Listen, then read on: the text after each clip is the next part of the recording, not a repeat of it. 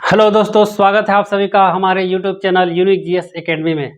दोस्तों, आज के वीडियो में हम लोग संविधान के भाग 10 के बारे में पढ़ेंगे दोस्तों, और संविधान के भाग 10 में क्या क्या कहा गया है इसके बारे में संपूर्ण जानकारी लेंगे। इससे पहले वाले वीडियो में मैंने दोस्तों संविधान के भाग 9 तक कंप्लीट करा दिया है कि भाग 1, 2, 3, 4 से 9 तक में क्या क्या कहा गया है और उनकी क्या क्या विशेषताएं हैं।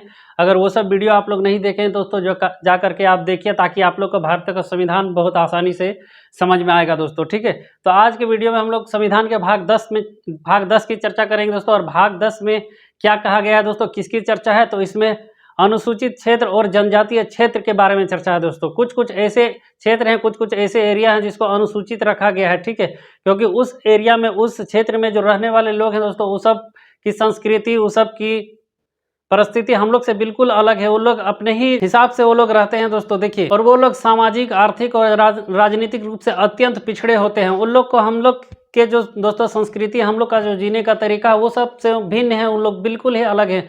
तो वैसे वैसे क्षेत्रों के लिए दोस्तों कुछ सरकार घोषित कर दिया है कि ये क्षेत्र अनुसूचित क्षेत्र में आएंगे। और उन लोगों की संस्कृति दोस्तों, रहन सहन का तरीका, उन लोगों का सामाजिक, आर्थिक, राजनीतिक तरीका सब कुछ अलग है। हम लोग से वो लोग किसी भी तरह से मैच नहीं करते हैं। उन लोग अपना ही संस्कृति को मानते हैं। वो लोग उस क्षेत्र में किसी को भी एंट्री नहीं करने देते हैं दोस्तों। ठीक है, तो उस वैसे क्षेत्र को कौन सा क्षेत्र घोषित कर दिया गया है दोस्तों, अनुसूचित क्षेत्र और जनजातीय क्षेत्र में घोषित कर दिया गया है। ठीक है, अब यह आर्टिकल भाग 10 बनाने का उद्देश्य क्या है दोस्तों, तो इसमें कहा गया है कि अनुच्छेद 44 के तहत क्या कहा गया है। देखिए, इसमें एक ही आर्टिकल है भाग 10 में। आर्टिकल 2, 3, 4, 10 नहीं है दोस्तों, सिर्फ एक ही आर्टिकल है, आर्टिकल 244। ठीक है, अनुच्छेद 244। इसमें क्या कहा गया है, ये जो भी अनुसूचित क्षेत्र और जनजातीय क्षेत्र हैं, तो इसमें प्रशासन के विषय में कुछ विशेष उपबंध किए गए हैं कि इन लोग का विकसित कैसे किया जाए, इन लोग की आर्थिक स्थिति को कैसे सुधारा जाए, इन लोग की सामाजिक स्थिति को कैसे सुधारा जाए, इन लोग का रहन सहन तरीका कैसे सुधारा जाए। ये लोग अभी भी दोस्तों उसी जंगली की तरह रहते हैं, सिर्फ खाने का से मतलब है और कुछ से नहीं। जो भी देखते हैं ना, तीर धनुष वाला लेकर के चलता है, हु करके, तो वही इसीलिए ये आरक्षित क्षेत्र कर दिया गया है। तो इस सब को उद्धार के लिए ही ये अनुच्छेद भाग 10 लिखा गया है दोस्तों। ठीक है, तो ये 244 आर्टिकल 244 में क्या कहा गया है दोस्तों, अनुसूचित क्षेत्र तथा जनजातीय क्षेत्र में प्रशासन के विषय में कुछ उपबंध किए गए हैं। ठीक है, क्योंकि इन लोग का तो कुछ खास क्षेत्र जनजाति को विशेष प्रावधान और छूट देती है। ठीक है, अनुच्छेद 44 क्या करती है दोस्तों, उस क्षेत्र में रहने वाले जनजातियों को कुछ विशेष छूट प्रदान करती है दोस्तों। उसी की चर्चा है यहाँ पे भाग 10 में। ठीक है, अब ये कौन कौन से क्षेत्र आते हैं उसके बारे में जान लेते हैं दोस्तों। और इसको जोड़ा किसमें गया है, इसमें तो है, और अनुसूची 5 और अनुसूचित 6 में इन जनजातीय क्षेत्रों के बारे में जोड़ा गया है। ठीक है, देखिए, अनुसूचित क्षेत्र में रहने वाले जनजाति, अनुसूची 5 में किसको जोड़ा गया है दोस्तों, वैसे जनजाति जो इन क्षेत्रों में रहते हैं, लेकिन उन लोग का हाव भाव, कुछ रहन सहन हम लोग से कुछ मिलता जुलता है, हम लोग से कुछ घुल मिल गए हैं। ठीक है, तो उन लोग को रखा गया है। ऐसे बहुत से क्षेत्र हम लोग जानते हैं। भारत एक क्या है दोस्तों, बहुत बड़ा देश है, और यहाँ पे भांति भांति के तरह तरह के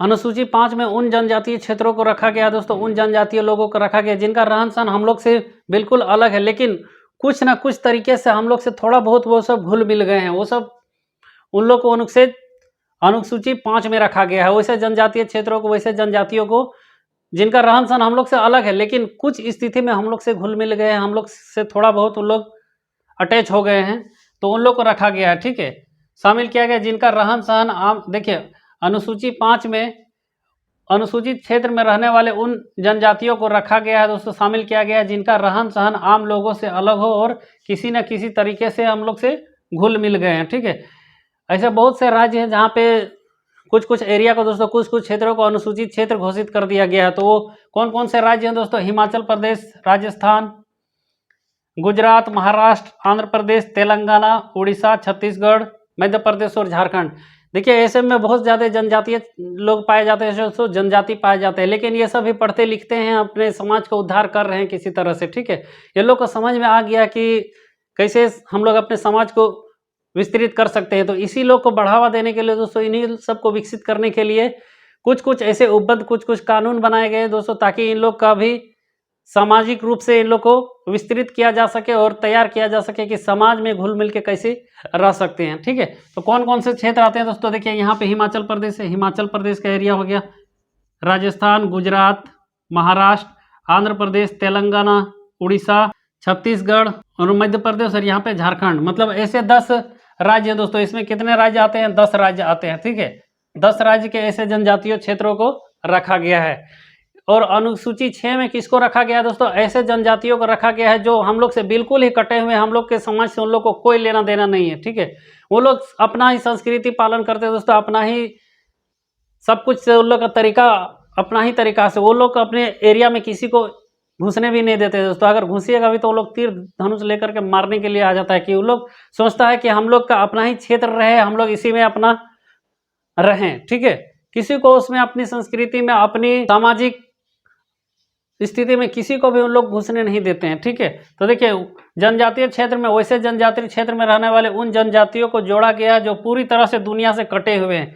और इसमें पूर्वोत्तर के 4 राज्य हैं दोस्तों। ठीक है, पूर्वोत्तर के 4 राज्य के कुछ कुछ क्षेत्र, ये बहुत ज़्यादा अनुसूचित 6 वाला बहुत ज़्यादा इंपॉर्टेंट है। ठीक है, पूर्वोत्तर के कितने राज्य हैं दोस्तों? 4 राज्य। कौन कौन से? असम है, मेघालय, त्रिपुरा और मिजोरम है। ये 4 राज्यों को अनुसूची 6 में जोड़ा गया है। और ये 4 के अलावा जितने भी अनुसूचित क्षेत्र हैं उसको अनुसूची 5 में जोड़ा गया है। ठीक है, तो इससे क्वेश्चन ये बन के आता है दोस्तों कि अनुसूची 5 में कौन से राज्यों के जनजातीय क्षेत्रों को जोड़ा गया और अनुसूची 6 में कौन से राज्यों के जनजातीय क्षेत्र को जोड़ा गया और किनको किनको जोड़ा गया, जो पूरी तरह से समाज से कट गए हैं दोस्तों, जिनका ये हम लोग के समाज से कोई भी लेना देना नहीं है, जो अपना ही संस्कृति का पालन करते हैं, अपना ही तरीके से रहते हैं, उन लोग को दुनियादारी से कोई मतलब नहीं है। और उसमें कितने राज्य आते हैं? 4 राज्य आते हैं। 4 राज्य के कुछ ऐसे क्षेत्र हैं जिसको सरकार विकसित करने का कोशिश कर रही है धीरे धीरे। ठीक है, लेकिन उस सब के संस्कृति से, उन सब का ट्रेडिशन से कुछ भी छेड़छाड़ नहीं कर रही है। ठीक है, तो ऐसे क्षेत्रों को, कुछ कुछ क्षेत्रों को क्या कर दिया गया दोस्तों? आरक्षित कर दिया गया। ठीक है, आरक्षित कर दिया गया कि इस क्षेत्र में कोई भी कानून, नियम कानून वैसे चलता नहीं, वो लोग अपना ही नियम कानून सब कुछ मानता है। ठीक है, लेकिन अनुसूची 5 में उन क्षेत्रों को रखा गया दोस्तों जो किसी न किसी रूप से धीरे धीरे अभी ये क्या हो रहे हैं? विकसित हो रहे हैं। तो ये सब को रखा गया है। ठीक है, तो 4 राज्य ऐसे हैं दोस्तों जिसको अनुसूचित 6 में रखा गया। उसके अलावा जितने भी राज्य को पूछा जाएगा तो उसको अनुसूची 5 में रख दीजिए जाएगा। 4 राज्य कौन कौन से हो गए दोस्तों? एक हो गया असम। ठीक है, असम के कुछ क्षेत्र हो गए, मेघालय, त्रिपुरा और मिजोरम। इसके अलावा जितने भी राज्य होंगे उसको कौन से अनुसूची में रखा गया है? अनुसूची 5 में, क्योंकि इन लोग की रहन सहन अब कुछ कुछ धीरे धीरे ये हम लोग से घुल मिल गए। हम लोग से आकर के देखते हैं ना कि इस राज्य में इतने अनुसूचित जातियां हैं, अनुसूचित क्षेत्र के रहने वाले, लेकिन उन लोग भी स्कूल आता है, पढ़ता है, लिखता है और धीरे धीरे वो सब विकसित कर रहा है। लेकिन अनुसूचित 6 में ऐसे क्षेत्रों को रखा गया है जिसको दुनियादारी से कोई मतलब नहीं दोस्तों। समाज क्या होता है इससे मतलब नहीं है ना, पढ़ना लिखना क्या है उससे इन लोग को कोई भी लेना देना नहीं है। तो ये आपको समझ में आ रहा होगा दोस्तों। ठीक है, तो ये अनुसूचित क्षेत्र में क्या कहा गया तो आपको पता चले गया होगा। अनुसूचित क्षेत्र और जनजातीय क्षेत्र की चर्चा क्या है दोस्तों। इसको बनाया किस लिए गया 244 को, ताकि इन लोग को सामाजिक रूप से विकसित किया जा सके। लेकिन अनुसूचित 6 में जितने भी राज्य रखे हैं इस सब में कोई भी बदलाव नहीं हो रहा है दोस्तों। ये लोग किसी को भी अपना समाज में घुसने का इजाज़त देते ही नहीं। लेकिन ये सब धीरे धीरे अनुसूची 5 में उन राज्यों को रखा गया, उन राज्यों के अनुसूचित क्षेत्रों को रखा गया है जो धीरे धीरे विकसित हो रहे हैं। तो आपको ये समझ में आ गया होगा। अब आए दोस्तों, जानते हैं कि ये अनुसूचित क्षेत्र, देखिए इसमें एससी कैटेगरी के कोई भी लोग नहीं आते हैं, इसमें सिर्फ एसटी आते हैं, शेड्यूल्ड ट्राइब्स आते हैं। ठीक है, अनुसूचित क्षेत्र में कौन से जनजाति के लोग आते हैं दोस्तों? तो शेड्यूल्ड ट्राइब्स आते हैं। ठीक है, अनुसूचित जनजाति आते हैं, अनुसूचित जाति नहीं आते हैं, शेड्यूल्ड ट्राइब्स आते हैं। ये भी बहुत बार पूछा जाता है, क्या इसमें एससी कैटेगरी के लोग आएंगे? नहीं आएंगे, ओनली एसटी कैटेगरी के लोग ही आएंगे। ठीक है, अब देखिए कुछ इंपॉर्टेंट पॉइंट्स है इसे दोस्तों। अनुसूचित क्षेत्र लागू करने का अधिकार किसको है दोस्तों? तो अनुसूचित क्षेत्र लागू करने का अधिकार राष्ट्रपति को है। ठीक है, किसी भी क्षेत्र को अनुसूचित क्षेत्र लागू करना है तो वो कौन लागू करेंगे, तो वो राष्ट्रपति लागू करेंगे। अगर कोई भी क्षेत्र को अनुसूचित क्षेत्र से हटाना है तो वो भी कौन हटाएंगे? तो वो राष्ट्रपति हटाएंगे। लेकिन सबसे पहले मशवरा किससे करेंगे, सलाह किससे करेंगे? सलाह मशवरा करेंगे उस राज्य के राज्यपाल से। ठीक है, उस राज्य के राज्यपाल से। अगर कोई भी क्षेत्र को अनुसूचित क्षेत्र से हटाना है तो उसका भी शक्ति किसके पास है? राष्ट्रपति के पास है। लेकिन हटाने से पहले उस राज्य के राज्यपाल से सलाह करना होगा। तो आपको ये समझ में आ गया होगा दोस्तों, परामर्श करना होगा, सलाह करना होगा। ठीक है, अब केंद्र राज्य की कार्यकारी शक्ति, ठीक है, उसमें कानून लागू करने का अधिकार किसको है दोस्तों? वो राज्य सरकार के अंतर्गत आता है, कार्यकारी शक्ति के, राज्य सरकार के कार्यकारी शक्ति के अंतर्गत आता है, ठीक है। लेकिन राज्यपाल को कौन नियुक्त करता है दोस्तों? राष्ट्रपति नियुक्त करता है एक राज्य की देखभाल के लिए, ठीक है। तो ये जो राज्यपाल होगा हर साल इसका रिपोर्ट देगा कि ये राज्य सरकार उस क्षेत्र में ढंग से काम कर रहा है कि नहीं कर रहा है, ठीक है। एक वार्षिक रिपोर्ट, राज्यपाल प्रशासन की वार्षिक रिपोर्ट राष्ट्रपति को देंगे, ठीक है, प्रशासन की वार्षिक रिपोर्ट, ठीक है, क्योंकि अभी उस क्षेत्रों में बहुत ज़्यादा काम हो रहा है दोस्तों, ताकि उन लोग को विकसित किया जा सके। तो ये आपको समझ में आ गया होगा, ठीक है। अब ये जनजाति सलाहकार परिषद का गठन किया जाएगा दोस्तों। तीसरा क्या है? जनजाति सलाहकार परिषद। अब ये जनजाति सलाहकार परिषद क्या होता है दोस्तों? तो जनजाति सलाहकार परिषद का गठन इसलिए किया जाता है ताकि उन क्षेत्रों में क्या अधिक से अधिक विकास का काम किया जा सके, ठीक है। और इसमें सदस्यों की संख्या कितनी होती है? 20 होती है। ये जनजाति सलाहकार परिषद में सदस्यों की संख्या कितनी होती है दोस्तों? 20 होती है, ठीक है। इसमें 20 में से जो 3/4 सदस्य होंगे वो कौन से सदस्य होंगे? तो विधानमंडल के सदस्य होंगे, ठीक है।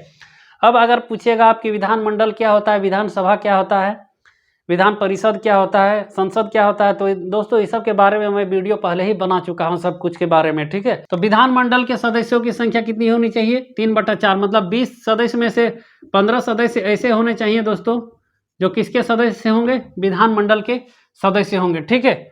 वो किस में शामिल किए जाएंगे? जनजाति सलाहकार परिषद में शामिल किए जाएंगे, ठीक है। अब देखिए, अगर कानून वगैरह उस क्षेत्र में कानून वगैरह को लगाना है तो कैसे कानून लगा सकते हैं, कौन इसको में कानून लगा सकते हैं, ठीक है। अगर मान के चलिए दोस्तों कोई कानून अगर पास करता है, राज्य सरकार पास करे या केंद्र सरकार पास करे, ठीक है, तो अगर उस क्षेत्र में कानून को लगाना है तो वो लगाएंगे कौन? राज्यपाल लगाएंगे। वो कानून लगाने की शक्ति उसमें किसके पास होती है? ना ही वो मुख्यमंत्री के पास होती है, ना ही प्रधानमंत्री के पास होती है किसके? उस राज्य के राज्यपाल के पास में होती है, ठीक है। चाहे वो कानून संसद बनाए दोस्तों, संसद बनाए या फिर विधानमंडल बनाए, ठीक है, उससे मतलब नहीं है। कानून कोई भी बनाए, संसद बनाए या विधानमंडल बनाए, लागू करने का अधिकार किसको है? तो उस राज्य के राज्यपाल को है लागू करने का अधिकार, ठीक है। उस क्षेत्र में कौन सा कानून लगेगा, क्या कानून नहीं लगेगा, तो उसका अधिकार सिर्फ उस राज्य के राज्यपाल को है, ठीक है। तो आपको ये समझ में आ गया होगा दोस्तों, ठीक है।